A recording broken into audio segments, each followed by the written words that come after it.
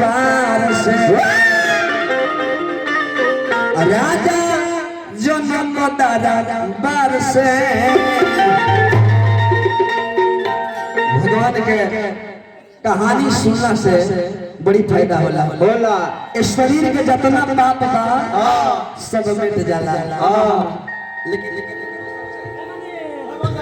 अब हालांकि बाबू पंकज एजा नेग में छुटता चिट्ठी के जब नेग लागला मतलब बाद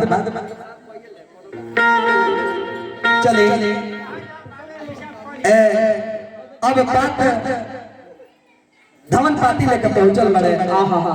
आ जाके अपना रानी लोग लगे पहुंचल बानी कहत रे कोई से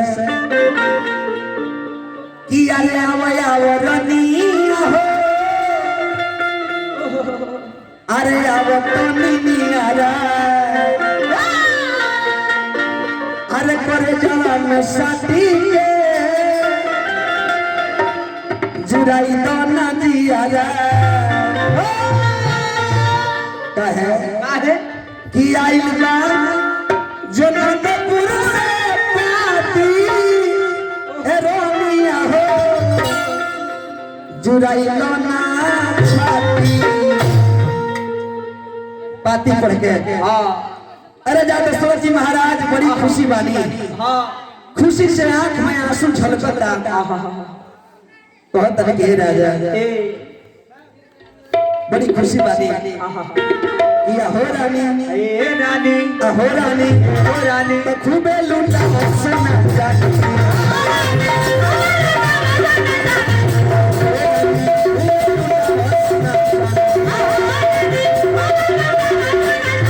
हो रानी खूबे लूटावर सोना चानी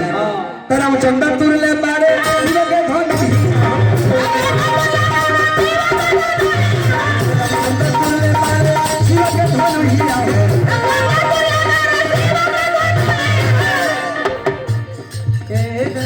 के रानी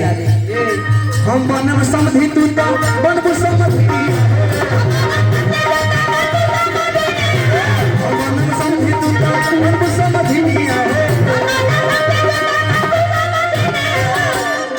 तो मिली जुली काटल जाई चाली अहो रानी पाती पढ़ के आई अच्छा ये का होता कबड्डी कबड्डी खेलता रहलो बाबूछ अब पाती पढ़ के राजा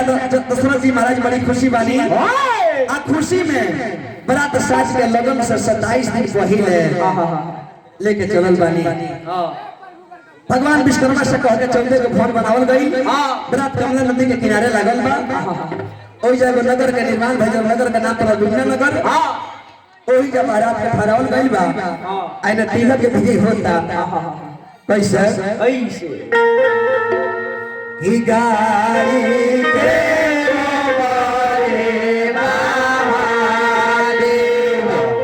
आना नाली बाई गजमतिया हो महादेव चौका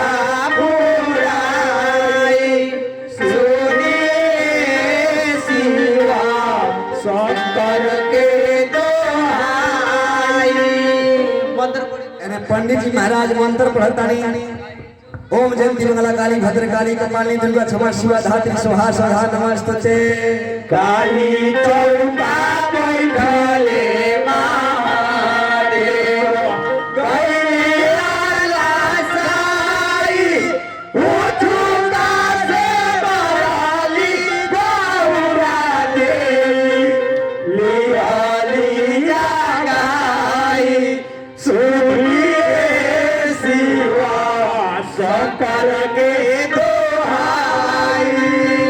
सर्व मंगल मंगले शिव सर्वादि साधि के तुरंत के गौरी नारायणी नमस्तुते कुर्सी